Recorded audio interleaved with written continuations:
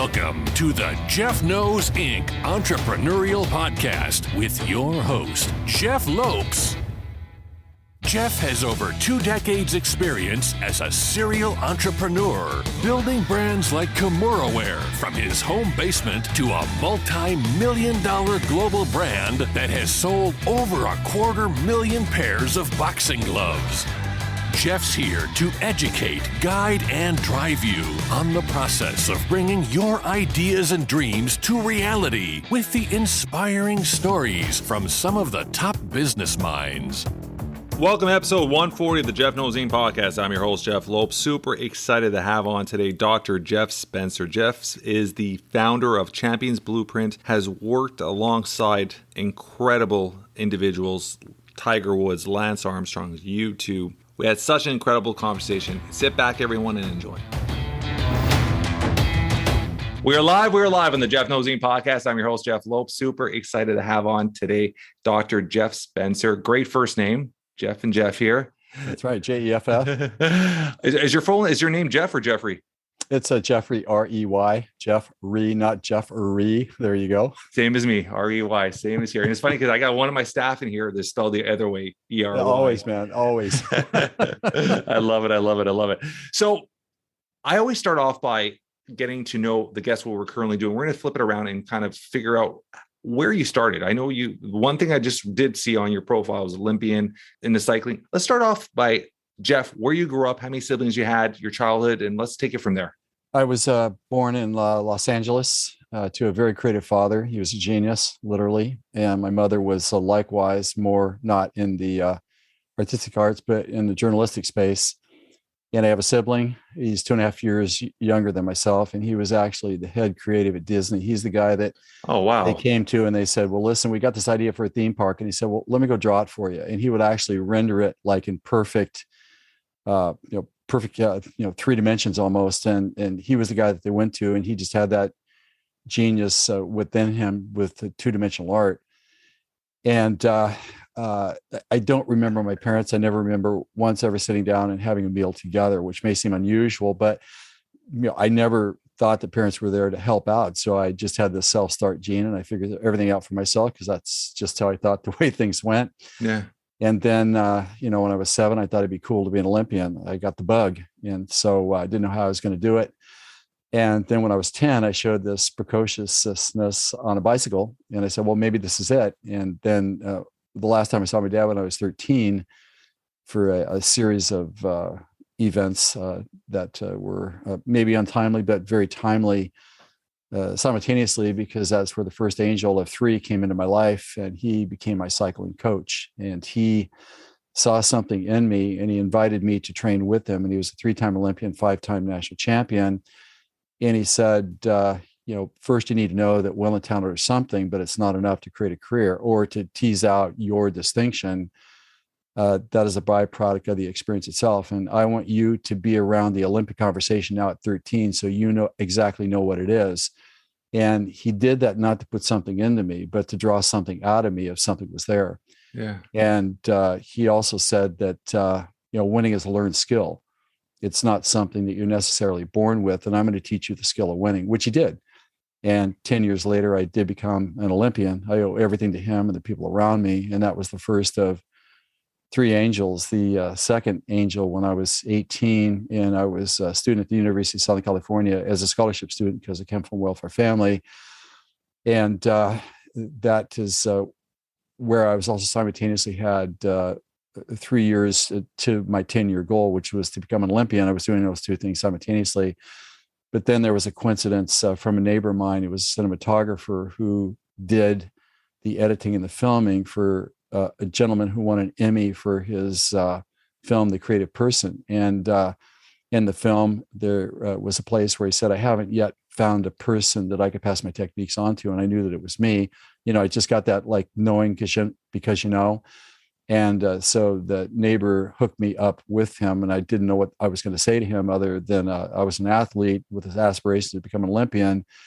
And I saw this film, and this is what you said. And I kind of thought it was me. And he said, well, you're the right guy. I've been waiting for you forever. So let's get started tomorrow. And he was a true Renaissance man. He was born in the late 1890s. He was a Shakespearean actor. He was a playwright, a poet.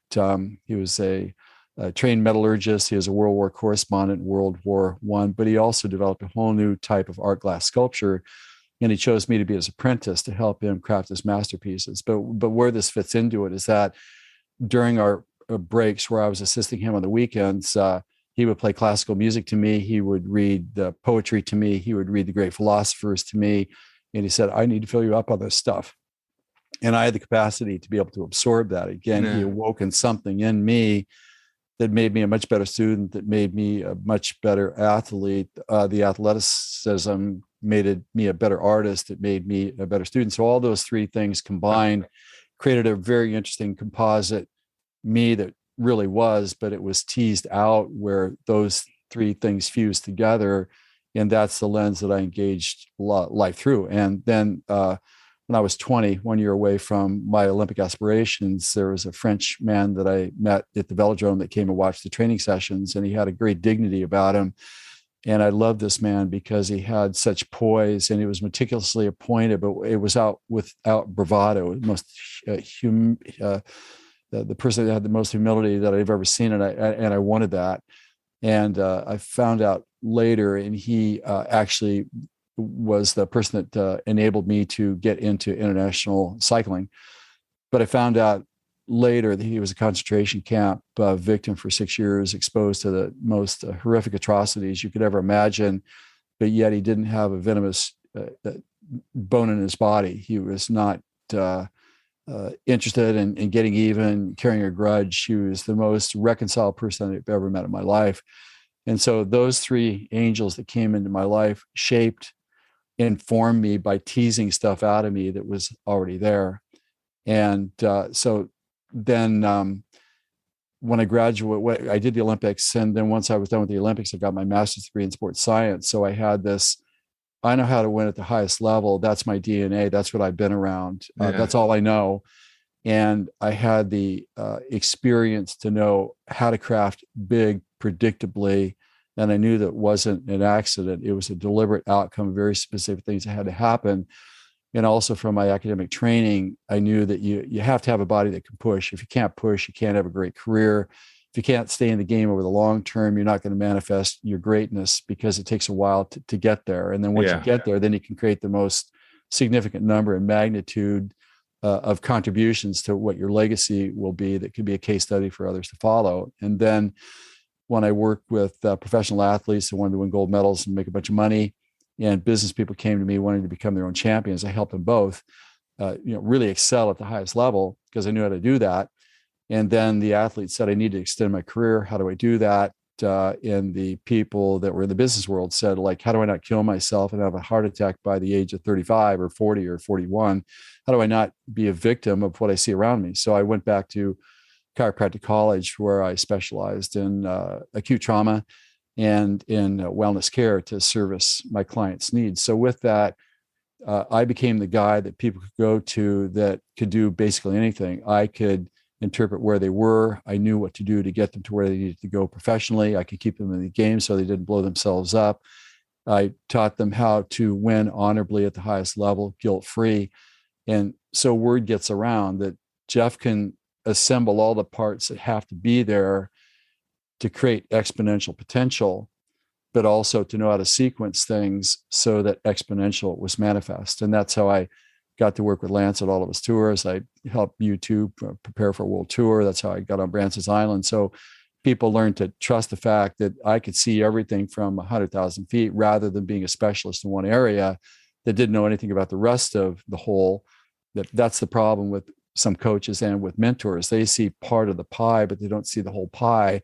So they don't know how to assemble it into an exponential capacity that can manifest itself over time. So that's the cliff notes of how I got to where I am today. What age was it when you had that aha moment, when you had that one client that you really helped transform, and it was just like, this is working. I have something here. because you obviously started at a young age, right? I did. So what was the age, or what was, I know you don't have to name the client, but it was that one moment that I was just like, okay. And how did that eclipse into other moments? Well, I've always had the gift. Don't ask me why, but Yeah. I can see a pattern at any moment in time, and I know exactly where it's headed on its current trajectory. Mm-hmm. And I know exactly how to weed the garden in front of it if it's the right trajectory. But if it's the wrong trajectory, but you don't think it is, you think it's the right trajectory. Well, I know how to adjust the trajectory to get to where you want to go. I've always had that gift.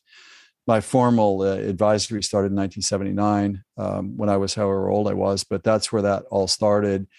And I was actually the guy that brought formal mental and physical training to the motorsports world, which included motocross, supercross, jet skis, snowmobiles, Formula One. I worked with Gallus Racing in 1982 with the Answer team and family that were perennial standouts in the IndyCar space. So that's kind of where I cut my teeth, and it made sense because I came from an Olympic background. That's how I quacked, and there was a resonance with the sports world, and that's where it all got started. But whether it's boardroom, locker room, the rules are still the same. If you want to create greatness, it's all the same. Yeah. Working with Lance Armstrong, how was that journey? When did you start up with him? Was it after already a couple of his Tour de France's, or is that the beginning when you started working with him? I started working with Lance after he had recovered from cancer. And I was involved in the preparation for his first tour. And I did all 7 of Lance's tour's victories with him. Yeah. Boots on the ground at the tour itself. And that's what my work was based on. Yeah, 100%. My job was to develop the mental and physical recovery processes and procedures for not only Lance, but the teams that Lance was part of. That was my job. And it was interesting because I was part athlete because I was an Olympian. And so I was also part scientist because I knew the science of it. So I had this very rarefied space where I wasn't quite, well, I was both executive and administration, but simultaneously I was like a writer because I knew the experience. So I was this kind of glue that was able to hold all those parts simultaneously together. And the tour is the absolute, I call it the ultimate life clinic because it is so mentally and physically hard. It's like 3 marathons a day for 23 days is what it is. And it's like, you can't go home and sleep it off like you would if you have a bad date. No. And you're going to encounter everything in 23 days that you will face in a lifetime as a teammate. So you don't have the luxury of not getting it figured out. So it was really the most important event that perfectly suited my abilities. And it was one of the most memorable experiences ever. But I want to say something really important here, Jeff, too, is that one of the reasons why we were so successful was the fact that we didn't and were not trapped by our traditions and our histories. There was a horizontal management. It wasn't vertical management.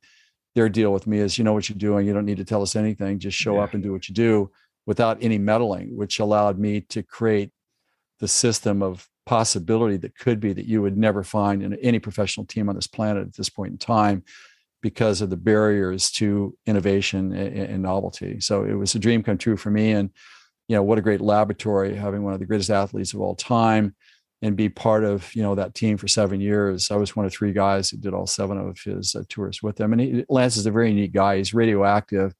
And, people that kind of either look at him as a deity or a demon or a devil because of some of the challenges that he faced. And there's a really important fact that I'd like to share here, if I could, is that, with Lance's drug use and his admission of that, I mean, obviously that was something didn't know anything about, but to just say that it's a very important life lesson because, people thought that he was either a demon or a devil, and I never thought he was either. I just looked at him as being humans.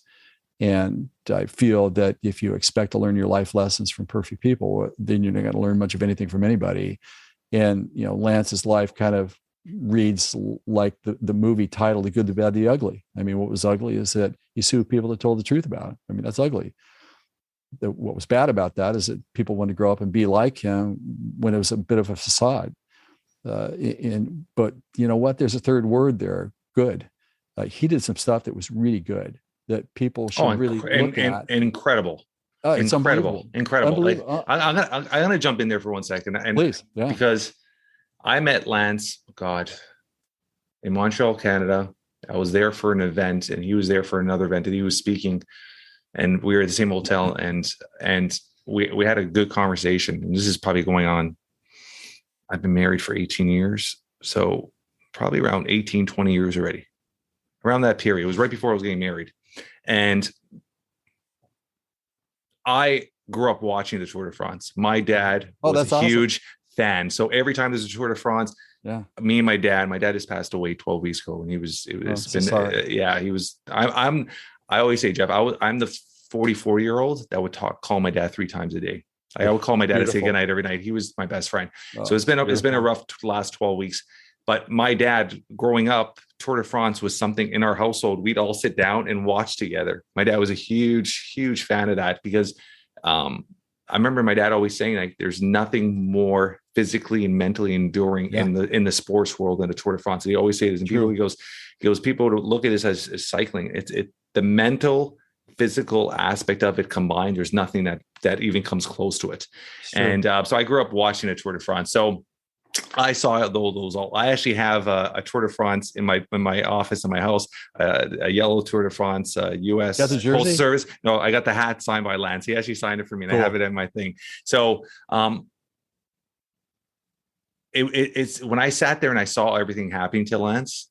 He did some dumb stuff, like you said, with going after people, but I think he was put in a corner where he had so much pressure on him that he had to defend himself, and he didn't know any better at that moment almost. But I mean,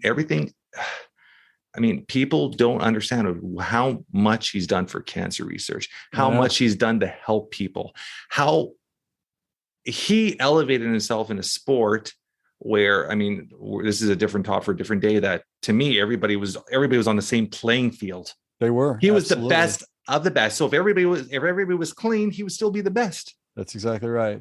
He was He is probably, it's sad to say, he should be going down as probably one of the greatest athletes, period. No question. And people tame him for something that everybody was on the same playing field. That's exactly right. And it bothers me. Something like that. And I wasn't even going to go into this conversation today, but that it pisses me off that I see that, because I think he's done amazing things. I think he should be crowned as a hero and crowned for all the research and how many millions of those yellow bands people were, like, the stuff he's done. The stuff he's done is incredible. And then everybody almost to feel like everybody turned their back on him. And it just drives me crazy when I see that. Well, I completely agree with you. I actually remember the day that the yellow bands got distributed onto the bus for the very first time. Yeah. I was there that moment when they passed them out for the very first time. So, again, to really say that the acts of charity, Lance is an anonymous sort of guy. I've been with him where he actually asked somebody, would you like me to talk with your uncle who's got cancer? He will actually call the guy up on the spot and talk with him. That's the type of guy that he is. I've seen him give Rolex watches to people. You win a lot of money for being at the tour, but Lance doesn't go home with the winning money. That gets left for the team. So again, there's another side of this I think is really important, is that Lance's ethic to honor the team and to honor the fans and to honor the the sponsors of the team itself, it was unparalleled. And the thing that's so interesting about Lance is that, the cancer transformed him as well in a variety of different ways. And I know one of the reasons why, Lance was unbeatable is that, most people fear pain, and they kind of barter with pain. Like, I'll endure a certain amount of pain if I get the guarantee of something in return to myself. And Lance never looked at that, because literally his cancer diagnosis was a death sentence. If you look at what it was, 15 golf ball sized tumors on your lungs, you got cancer in your head, you got it in your abdomen, your testicles got to come off as the size of a lemon. And when I would be, working with him at the tour, when I worked on him and stuff, I would actually have my hand on top of his head, where they opened up his skull to go in and suck the cancer out. And you could see the zipper where they took the testicle off. You could see where they put the intubation chemo tube in his chest when I was working with him. It was like just surreal. And what made Lance unbeatable was the fact that people avoid pain, but to Lance, pain was a reminder that he was still alive. He knew that. So that was part of how we looked at this. And Lance didn't conquer the cancer. He knows that. it was kind of a gift that was bestowed upon him that he took like very seriously. And I remember the night before he won his first tour, we got done working together in our usual and customary time. He lets all of his other teammates go before him. He doesn't show up as the king, lets his teammates go before him. And I said, tomorrow your life is going to change forever. And he said, well, when you get a second chance, you go all the way. And I think we need to be mindful of that.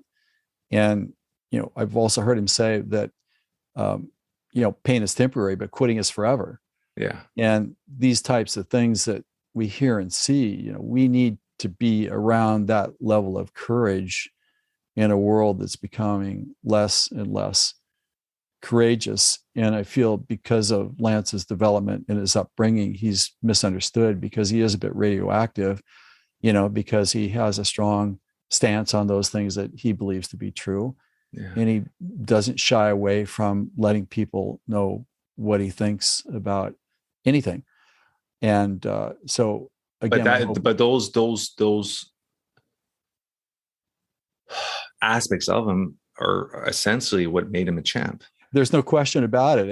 At one training session in Europe when we were at, they had a 10-mile climb at the end of a 140-mile ride, and it was freezing, and there were snow drifts that were 10 feet high on either side of the road. So, they got to the top of the climb, and all the other riders, they took off all their clothes and stuff. They got into warm clothes. They got inside the vehicles, and they were sipping warm tea. Lance turned around, zipped up his jacket, coasted down to the bottom, rode up a second time by himself. Just a different sort of guy. Yeah. And I don't know how, and he could keep his heart rate up to 198 beats a minute for 2 hours. I mean, how do you do that? Yeah. And so you have that, and you have a guy that faced death and really honors life, and he judges his aliveness by pain. I mean, that's just an indicator that we're experiencing life as it really is. And I don't know how you're going to beat something that has that level of tenacity. So I appreciate deeply the opportunity to share with you a perspective from myself. And, he would always be first guy at breakfast. He would be the last guy to leave.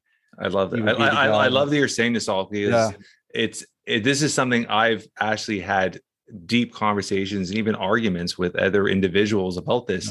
And to hear it, I'm going to play this nonstop, because to hear this from somebody that was next to him, that was in the chambers with him, is so important. Because man, I think I think I put him on a pedestal. I think he's amazing what he's done. And I'm a strong believer in to be at a certain level. Like, I've done really well for myself as an entrepreneur, and I have close friends, and they're like, you're wired differently. And I always have that mindset. The top athletes, whether you're a Kobe, a Jordan, a Lance, the top entrepreneurs, you're wired in a way where it's you take those moments and those losses just fire, and this keeps rolling and growing, and you have that nonstop mindset where it's like you're unstoppable. And that was Lance, and without even a question, right? Well, yeah. In just about the wiring on this thing is that, like, we have kind of a human nature side of things, but then we have the champion's mind sort of things, and it's like, the human mindset that most people have is like, well, I'm doing my best. Well, that's not the way these guys think. It's like, you may be doing your best, but I'm going to find a way. I mean, why do you think I'm giving curiosity, creativity, and ingenuity is to find a way? Yeah. You want to be like everybody else. I don't. I want to honor my uniqueness. I love it. I'm once in a creation, and I feel honor bound to develop and display that. I mean, that's how I pay honor to that. It's a tribute. So it's an entirely different game. We make our decisions on what we stand to gain, not what we stand to lose. Yeah. That's another one. We don't try to be perfect. We do the one or two things that have to go right. You may whine, but I'm going to win.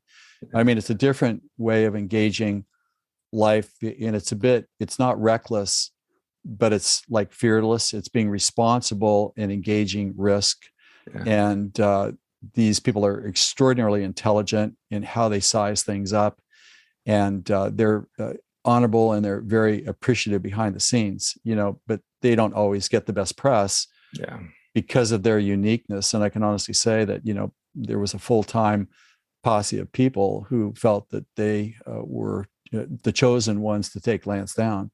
They made his life miserable. I would send him supplements and stuff like that. They would get confiscated through customs. They wouldn't get to him. I mean, things would disappear.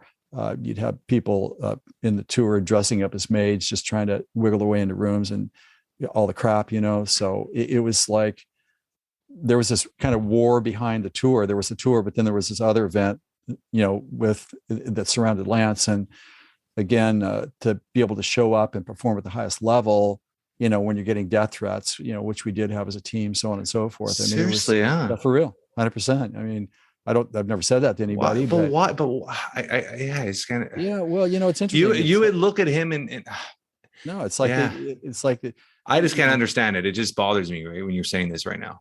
Well, yeah, me too, because it's like, shouldn't you honor the fact that there's a team of people that are willing to adjust and adapt to stay on the leading edge of change, to demonstrate what's possible. Yeah. Why would you not honor that? And yet, I know we were despised. I mean, people threw urine at the team. They spit on them when they rode past. In the bus, they would throw bottles and heads of lettuce and stuff. So you don't hear any of this in the media. It's like insanity. I mean, really, you need bodyguards and Secret Service and all sorts of stuff just to protect yourself. I mean, you can only imagine like a rocket propelled grenade going into the bus. I mean, it's like, come on now.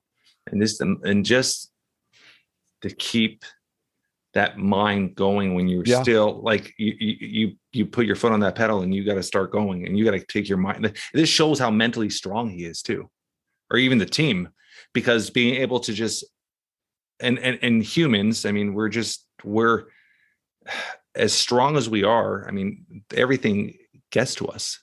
We have to be able to, like I said, separate that, and for him to be able to separate that and still perform at the top level and peaks just shows what individual he was, right? Or he is. Well, yeah, and there has to be an alpha dog somewhere, but the alpha dog has to command the respect of the teammates. Yeah. You don't have a dictatorship. It doesn't work like that. Dictatorships, you can never perform at the highest level. It's not possible, and you can't win alone. No one wins alone, so to speak. So there has to be, the secret to this is to get the fewest number of parts in a system that can harmonize into a single superset that's capable exponential, and then you do the right things in the right sequence, and that's how you become unstoppable, and that's how you create dynasty.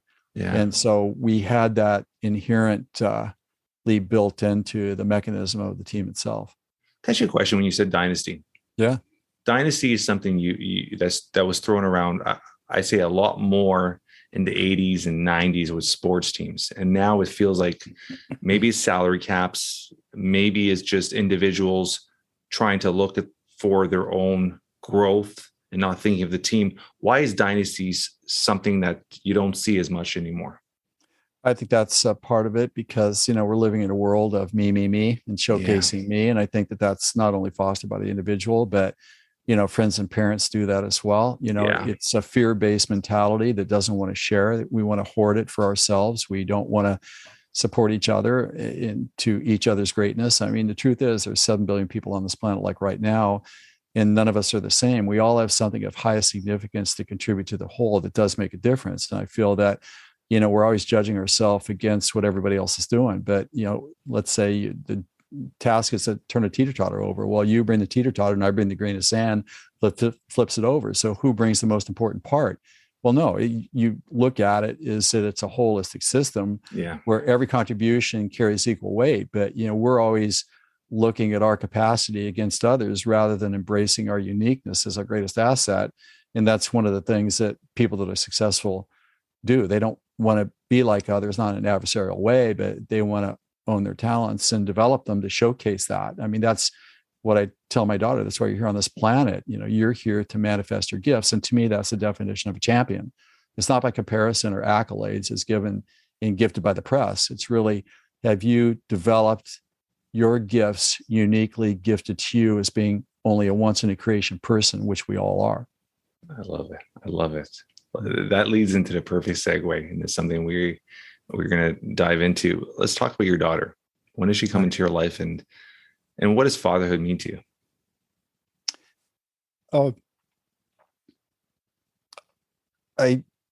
I love it. I love your hesitation, because it's so authentic. And And I just want to say that. I mean, I just got chills because I love that authenticity of it, and that's very special. So I just wanted to say that before we started. Well, my wife and I had several miscarriages, and the plumbing was working, but we were never to have our own biological child. It's just the way it was, And so we got the calling to investigate, adoption. Yeah. And so in kind of my life, somebody asked me, well, what would you like to be known for at the end of days? I said, well, I'm the guy that answers the call, meaning that I know how my truth speaks to me. And when my truth shows up, that calls me to something like the Olympics or my art class career, where I showed my art in the best galleries in New York City, whether it's to write a book, which I've done 3, I show up of service to that. And I don't have a problem standing underneath, being informed by something bigger than myself to follow. I feel like that's an honor ritual, a privilege is what I feel like. And so we were, called to explore adoption, which we did. And quite interestingly, the American adoption was too difficult for us just because of the logistics and all the hoops you got to jump through. It became insurmountable. And so on one of the Tour de France teams, we had a Colombian, and this guy had just beautiful skin, these white teeth, and he was happy. And the tour is not a place to be happy. I mean, it's a pain fest for 21 days is really what it is. But this guy showed up happy, and I really liked and he performed well. First Colombian to wear the yellow jersey. And I really liked him, and he loved his family, and they have a religious side to them, Catholicism, which I'm not, but I like the fact that there was this extra component to their lives. And so I said, well, let's explore a Colombian adoption. That's what I told my wife. And so we did. We found somebody that could broker us with an adoption possibility in Colombia. And so once we jumped through the hoops, we went to Colombia. By the way, I was 58 at the time. I was at the height of my career. I was at the height of my earning career. I was, work with U2, with Lance. I mean, I was kind of like the guy behind the guys, behind the guys. And so it couldn't have been a better place for me at 58. It was such a great age. And when we went to Colombia for 6 weeks, we took legal possession of our daughter. The adoption wasn't complete at that time, but it was like kicking the tires. You get a test run for 6 weeks, and then everybody votes. You want to do this? You're not sure. You not want to do it. We and the child then cast our vote at the end of 6 weeks. And so we, I did a kind of a psychic check on myself, like, is this something that we should do? And I had no vested interest in doing it for my own purpose, but, is this really the right thing to do for humanity? And I was willing to do either, and so got the all clear signal. So we brought her back to California, LA. My daughter had never been on an airplane. She'd never been on an elevator. How old was she? She was 10. She was 10 already. Yeah, she was 10. Yeah, she was 10. And so she was kidnapped by the authorities because of the atrocities that she was exposed to and put into the foster care system for 5 years. Was not adopted. So you know what she's thinking? Nobody wants me because I haven't been adopted yet. So just imagine that for 5 years. And, her parents did come and see her once, and they said they were going to come back and get her. They never came back.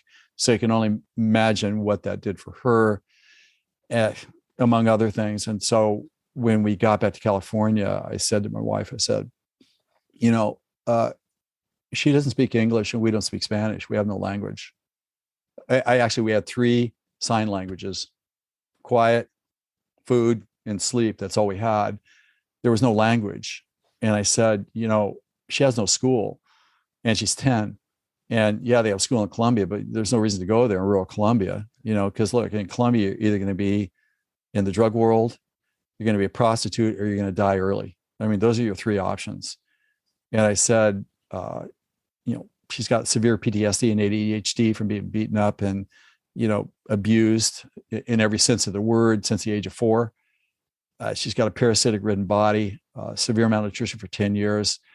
She has every risk factor known on the planet, is 100 on a scale of 10. I said, this is a formidable foe. And I knew that because of my work with high performers. I could size what we're dealing with very quickly. And I said, I need to eliminate 90% of my professional life right now to be her father. along with it, my income, our income, just the way it is, because as an Olympian, I don't play a bronze medal game. It's not possible because, that's not my constitution. It just isn't. And I said, we have to deliver on our promise to her because everybody else has let her down, her country, her family, her friends, everybody. I said, this is an honor ritual that we have to service at the highest level. And which we did, and we committed to. My wife cried every day for 9 years and 10 months. It was so difficult to deal with that. But, I always felt with my daughter that she did not ask for what was put onto her. And I always felt that her soul was not tampered with at a very deep level.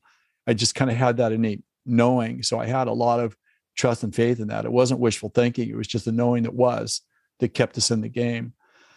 And then so after 9 years and 10 months, and my wife's crying every day, but yet my wife did not cry in front of my daughter, but she did what she had to do to be her mother, to be able to fulfill our obligation to what we believed to be true for our daughter that we were willing to do. And we just did not want to save a life. We wanted to express and manifest the potential. That was what our goal was. And so we had a staff of, I don't know, it seemed like 100 people. There was like psychologists, there were doctors, there were coaches, there were tutors. I mean, there was any and everything not to do for my daughter what she needed to do for herself, but we needed to keep her in the game because there was nothing there. And so that's what we did for 10 years. And then when she graduated from high school, that was its own miracle because nobody in her family had ever graduated from elementary school. And so when she then was able to do her own work in college to get through community college, I knew that she had crossed the threshold, towards her own independence. And she no longer had nightmares and all of the stuff that goes along with kids that have been severely abused.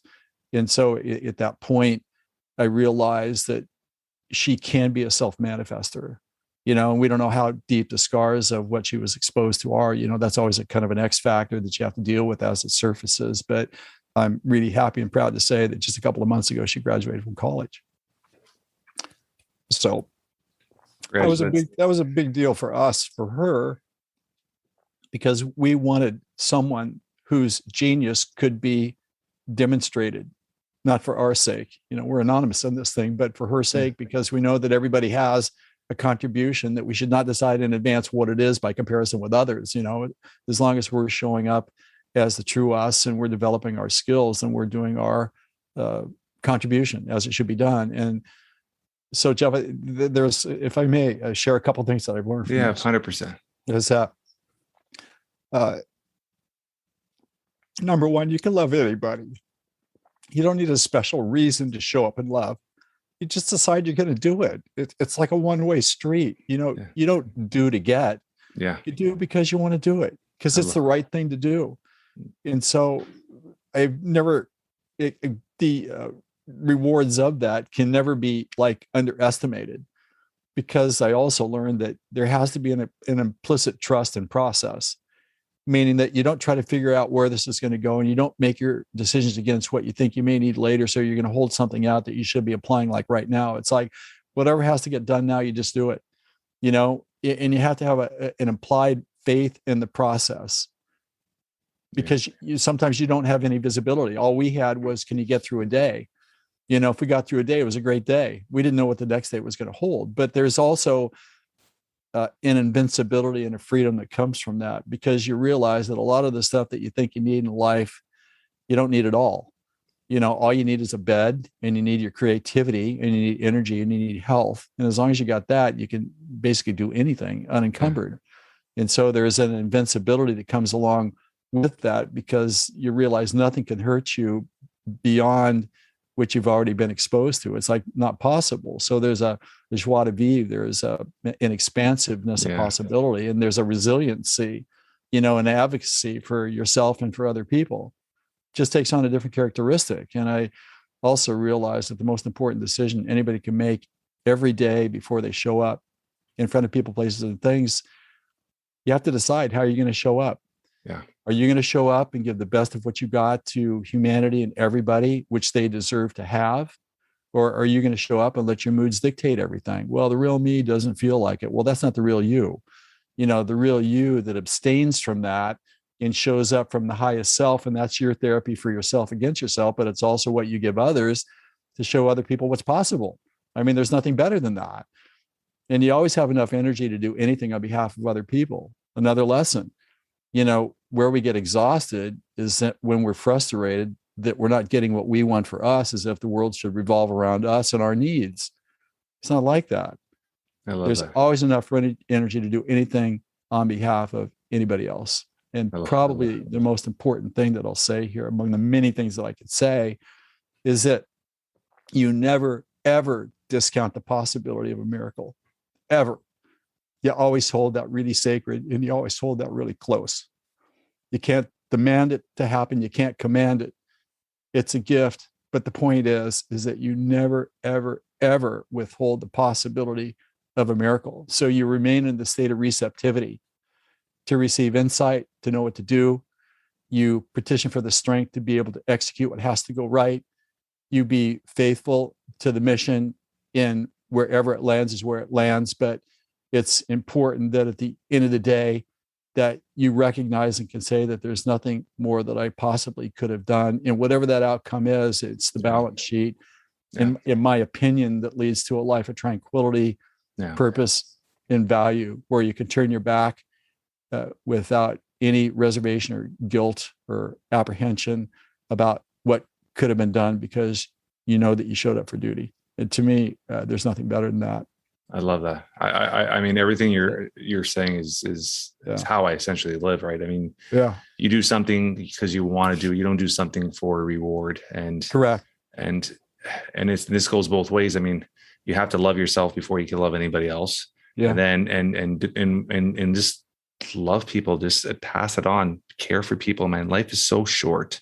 Yeah. And you know how it is, Jeff, you always hear this when you're young, time is abundance. When you get older, you start looking at your family, you start looking at your parents, you realize that time is a currency, and you start understanding not to live with regrets. And I think that's the biggest thing, is a lot of people don't have that mindset of not living with regrets, and they don't make peace with broken relationships. They don't. Yeah, for sure. I'm going to be a little story. Yeah. That just happened. And it bothers me so much. My dad and his brother, which was his only essentially family, when their dad passed away, like most families, money gets in the way. My dad was a very simple person, never cared about money.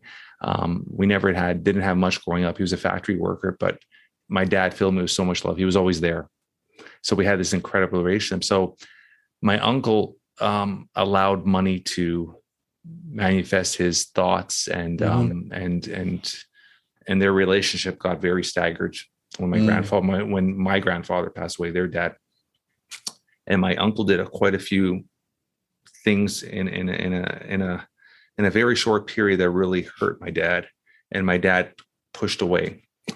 And for 12 and a half years, it wouldn't go a week by that I said, Dad, I go, he's your brother. You got to make peace with it. You don't have to forgive him. You got to make peace with it. Yeah. And my dad kept saying every day, he goes, when your uncle's ready, he'll come talk to me. When your uncle's ready, he'll come talk to me.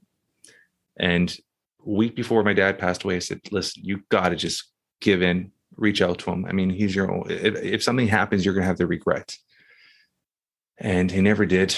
My dad passed away. And because of COVID, it was a very small funeral.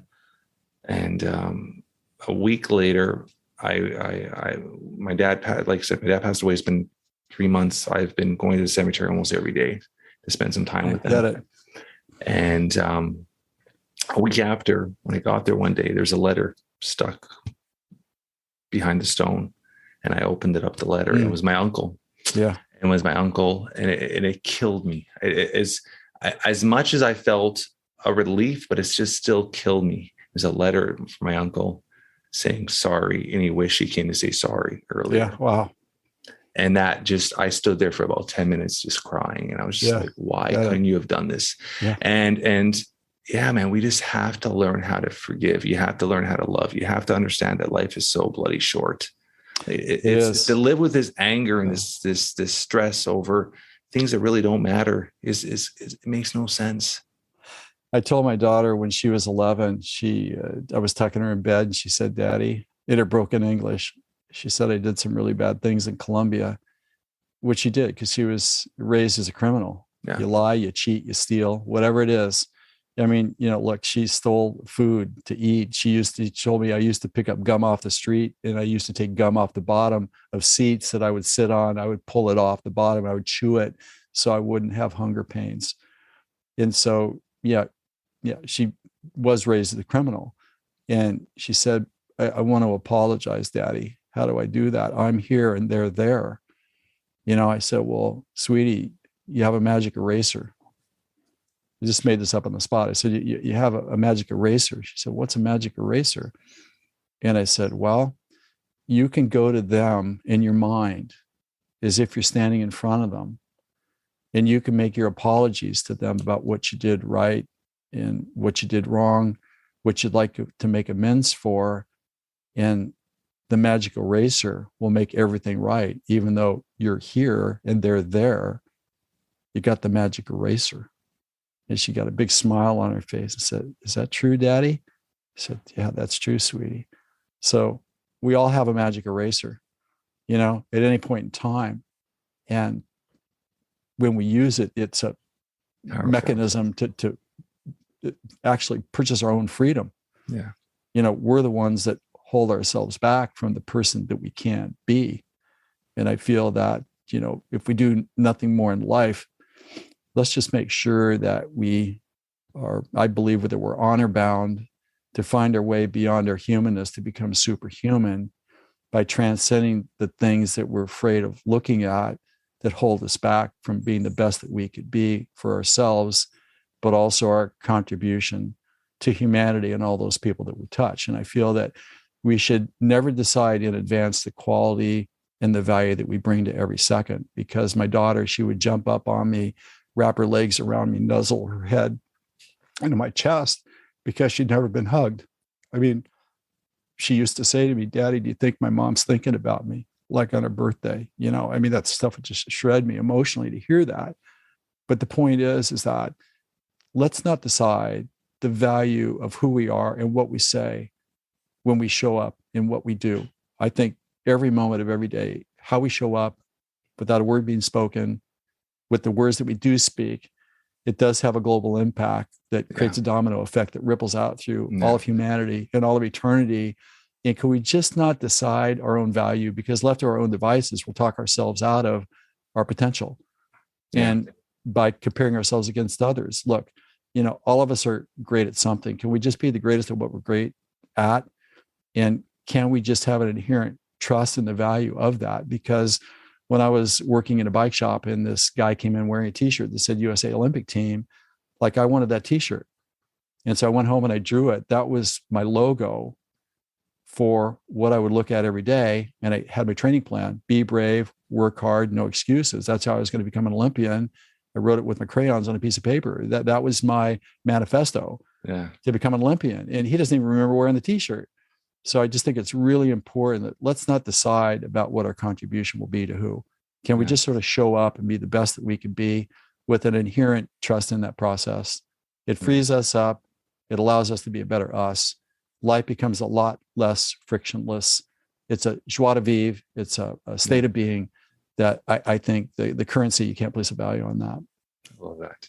I'm going to dive back to one thing that you had mentioned. That is another thing that kind of bothers me quite a bit. We had close friends of ours that went through the whole adoption scenario, and I just cannot wrap my head and understand how North America, the amount of children that need homes, and they put families that could offer a safe, loving home through hoops. And so much red tape to adopt in North America. Mm-hmm. Why do you think that is?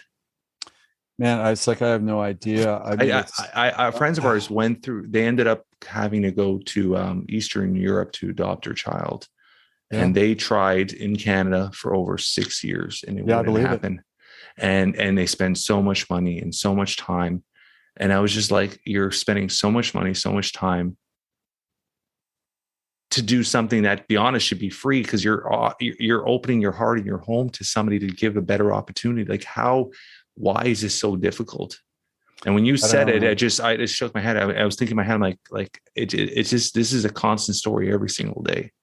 Yeah, it's the weirdest thing. I mean, it's like I felt like if I need to talk to another psychologist, I'm going to go crazy. It's like the psychologists, when they ask me stuff and I tell them stuff, they say, well, you can't possibly mean that or be that. Well, what do you mean I can't? You asked me and I told you what it was. Well, no, you can't possibly be like that. Well, what are you talking about? So, again, for us, it was just insurmountable. And I just realized this is not going anywhere. It was really painful to have to admit that. I mean, the time and effort and the expense. I mean, I don't care about all that. There is a sort of an implied exploration on all this. I get that. But, at the end of the day, I mean, there's 138 million kids that need families.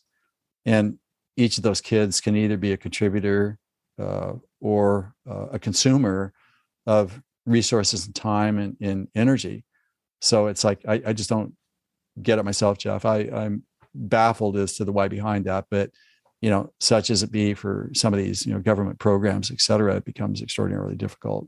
Yeah. So I'm glad that, we've had a solution that worked, well for us. And let me say one other thing I think is really important here is that, when people ask me about it, and I don't talk about it much, but they say, well, I could never do that. What about your career? At the height of your career, you gave it all up. Well, I actually didn't. I was still working with a handful of elite groups and organizations that I work with. That's what I do. I'm kind of like the kind of master blaster of getting to the top and staying there. And so I always felt that I never felt like I was giving anything up. I didn't. I always felt that it was giving God an opportunity to show me a bigger or better future for myself that I couldn't conceive of. But that wasn't a barter, because I just don't think you barter with things like this. No, you show up and you just do it because you're called to do it. There's no bartering, but that's the way I truly felt about that.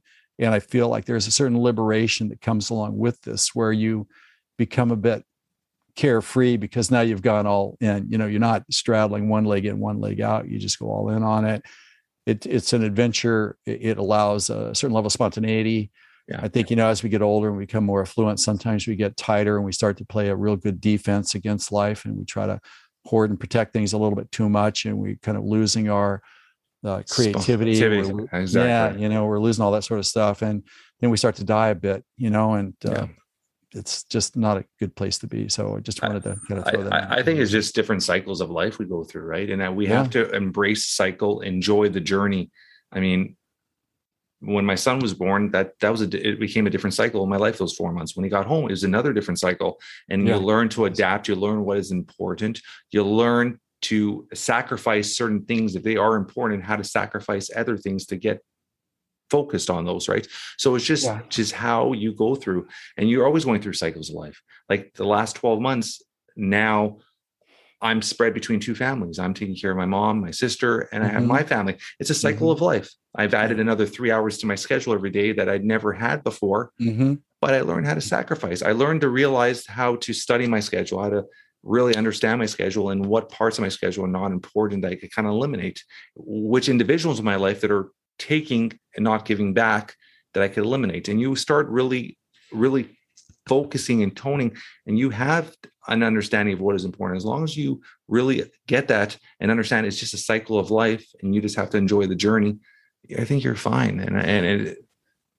Sorry. Yeah, I was just going to say, I mean, is that really a sacrifice though? No, it's not. Yeah, it's not. I mean, people think it is a sacrifice to your own ambitions, perhaps, that you believe that have to happen to get to where you want to go.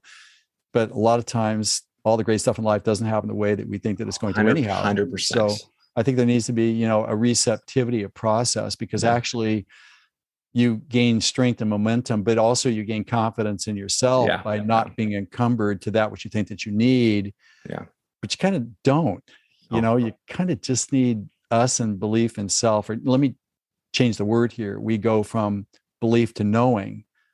that we don't need what we think that we really do need, like at the end of the day. But if we've never exercised that muscle in reality, well, we don't know that.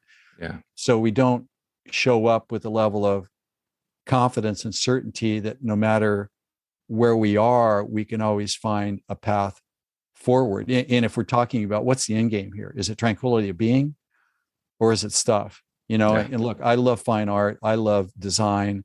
I love great craftsmanship. I like great conversation. Yeah. So I'm not conceding that, but I'm just saying that, again, if tranquility of being is really the end game, then there's a different set of parameters that are required that go against what our human nature believes that it needs to fulfill itself. I love that. I have to ask you, give me one good story of Bono with YouTube.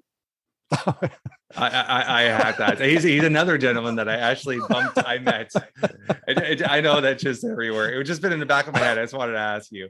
I met Bono, same thing, years back at a restaurant, and I was taken back how nice he was, how just open he was. So give me one good story of a tour, something that you guys did together, just put a smile on your face. Okay, so I was that turned the conversation around, huh? That's the funniest thing. All right, curiosity, right? Yeah, it's all about curiosity.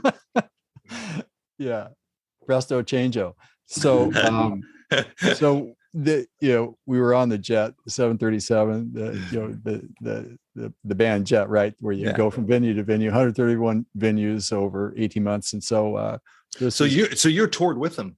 I didn't go on the tour with them. Okay, I helped them prepare for it. Okay. And when they did the first couple of gigs in LA, San Diego, LA, et cetera, I was with them on premises for that as well. But then the interim where we were doing the rehearsals and all that stuff was just an amazing experience. But so when we were on the plane, right, and so I was working with Larry, the drummer, right, on some stuff we needed to clean up, and so Bono was wiggling his hand, and so I looked up and he said, "Can I see you this evening?" So yeah, of course, we'll see you there, right?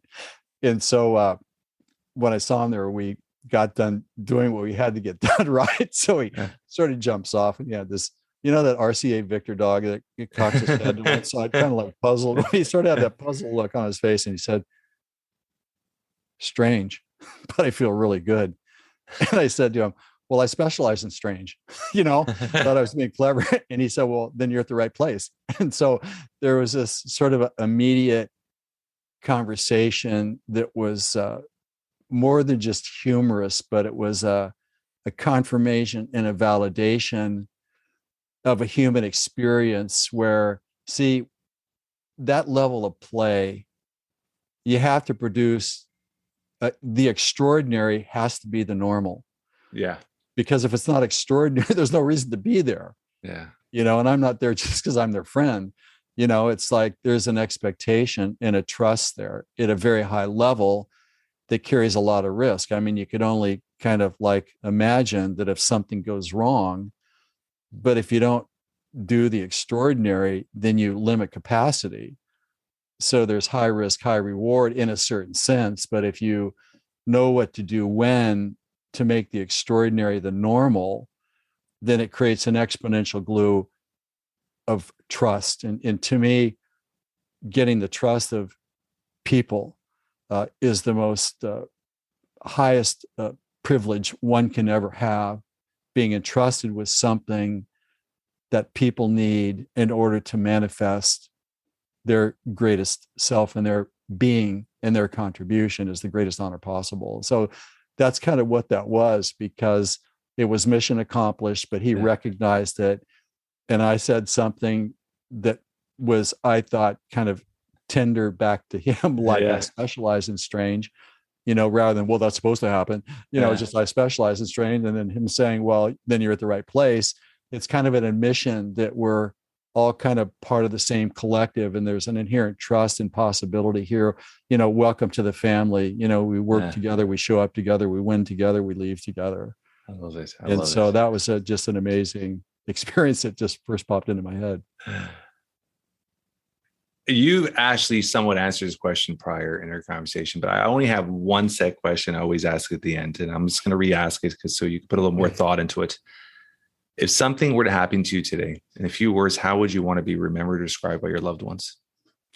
Yeah, there's no question about it. I was the guy that answered the call. I was fearless about answering the call, which I've always been. I don't know why that is, but as I said before, I've always had a level of sensitivity to. There's a couple of ways that you can learn things and you can respond to life through. You can either learn by reading books and taking classes and things like that. Yeah. I believe that there's a way of being informed without that. And I've found that I'm much better if I just sit and contemplate and I observe things and I look for connections and wonder about, well, if I see that this happens, what's the mechanism behind that? That somehow I am given the connection between the two, and that works really well for me. Sometimes I feel like if I'm in a library or I'm in a museum and I'm looking at the 2,000 pieces of Grecian pottery, the shards and things like that, my brain feels just kind of saturated. It feels like it's being imposed on, where I kind of lose the receptivity to receive and ponder and wonder. I just found that that's a little bit of a better way for me. I'm a very fast and prolific reader, but I read bits and pieces of certain things, but I give myself a lot of space to contemplate and open up and wonder and remain in receivership of insight as to the why behind it. So there's that side of it. Also the when to take action on what. Yeah, I think it's the same thing. Yeah. We can do our pro and con lists intellectually, where we're asking a question with our brain and we're answering with the brain, but we know that the brain isn't always accurate, doesn't always see all the details. The timing may not be correct. There may be other human motives and reasons for taking actions on certain things that may contaminate the optimal maximum output that's possible. So I've found that there's also a sense of timing and a sense of being somewhere when that I have a really good instinct for, and it's not that I'm reluctant to accept responsibility for making an intellectual choice, because, I do know that I have a intellectual capacity as well. I know that, I can verbalize things pretty succinctly as well. But, people think, well, maybe I'm a brainiac, but really I am more of an instinctual being. I'm a pattern recognizer. And because I'm 70 now, so it's not exactly like it takes about 50 years to have one pass through life where you've kind of seen everything for the first time, but you don't really know that until you start seeing things a second and a third time. So I'm 2 decades past that, where I've seen a lot. There's not much I haven't seen. So pattern recognition, and I believe that every second there's a context that presents itself that has a best engagement action.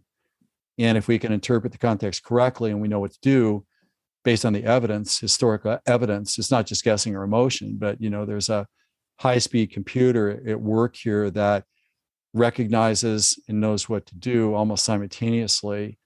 And that's the value that I actually bring to my clients. I can look at the context of their life taken as a total, as a composite of their personal or professional lives, and kind of know instantly what the one thing that has to go right is. And so why that's valuable, in long-winded way of answering your question here, but you can intellectualize things forever, but if you have pattern recognition, to be true because of historical evidence, and that's a huge shortcut to best answer with highest assurance and predictability possible. And so that's why, for me, I'm the guy that showed up faithfully to answer any call that was presented. I love it. Fearlessly, to honor the privilege of being given insight and called to something. That would be it for sure. How long? I was going to end it here, but I want to ask you one last thing. How long have you been married for? It's funny to say that, man. We just celebrated this past weekend, 2 days ago, our 37th. Is it 37? It's our 38th anniversary. This is being recorded, Jeff. Yeah, well, and we still like each other. So it's an unconventional relationship. Always has been.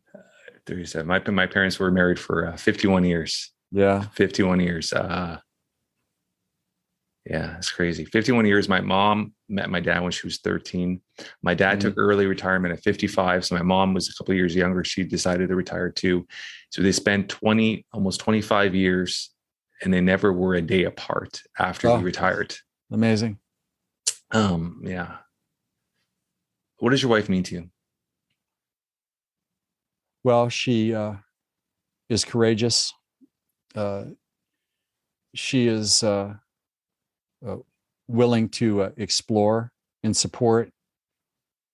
I think her faithfulness and her ability. She was a nurse for 23 years, and to be of service. And she has just an amazing heart.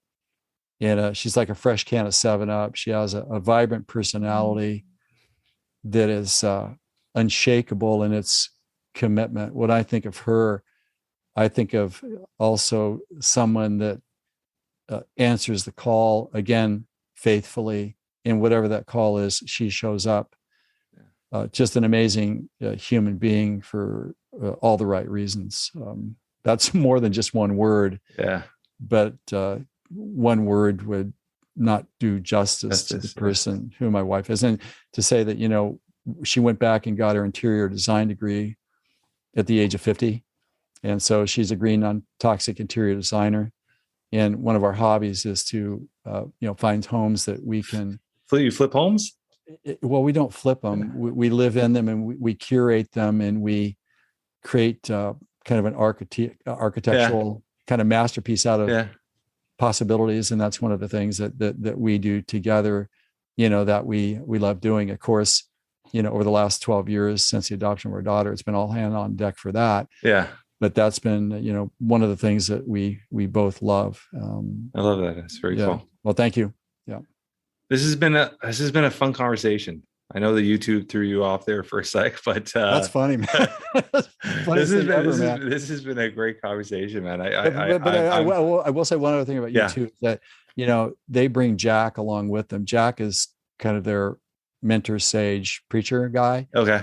And he goes out and he blesses the arenas or whatever the venues are that they're performing in, which I thought was an amazing thing. I mean, to have the sensitivity and the thought to want to create the highest value experience for everybody. That's awesome. By deliberately having that, to me, was another part of this that I thought was particularly meaningful. I love it. How could our audience get a hold of you, get your books? Just give us a little rundown. We're going to still put everything in our show notes as well, but let us know how the audience can get a hold of you. Yeah, well, thanks. If you want to look at some of the models that I've created, then you can certainly go to beforeyouwin.com, beforeyouwin.com. That's where you'll get some models, some of the things that I've done, that I've crafted to help my people get to the top of their games and stay there. If you're interested in having a conversation about me and where you are, what you're thinking, you can go to my personal website, which is www.drjeffspencer.com, drjeffspencer.com. And you can always submit an application to me that will come to me, and I'll get back to you, and we could find a time to get together and discuss what you're thinking. So those are the two best ways possible. And your books? Yeah, the books right now, they're kind of out of print, but stay tuned. If you go to beforeyouwin.com, you'll get the opportunity to get a white paper that I created. It's called How Not to Blow It Just Before You Win. Okay. And I wrote that because I find that sometimes when people just get to that threshold where they're ready for an exponential jump, they screw it up every time. Yeah. And so I want to make sure that doesn't happen. That'll put you on the list, and you'll be informed of all the stuff that I'm up to. Love it. I appreciate this. This has been, once again, a fun conversation. I love that we've connected, and I'm sure there'll be a lot more things we'll be doing in the future. So thanks so much, Doc. Well, it's my pleasure. Thank you again, Jeff. And just be mindful, everybody, there's only one of you in all of creation, and there's always room at the top for the best. Thanks, Jeff, for the great opportunity. That's a wrap for today. I want to thank our guest, Dr. Jeff Spence, for taking time in his incredibly busy schedule to be a guest on the Jeff Knows Inc. podcast. Tons of vulnerability, tons of authenticity. I mean, this was such a great conversation. If you guys enjoyed it as much as I have, like all weeks, tell your friends, tell your family. We're trying to build something special here. Leave a review. Myself, my team, we always love spending time reading the reviews. Until next week, guys, keep moving forward.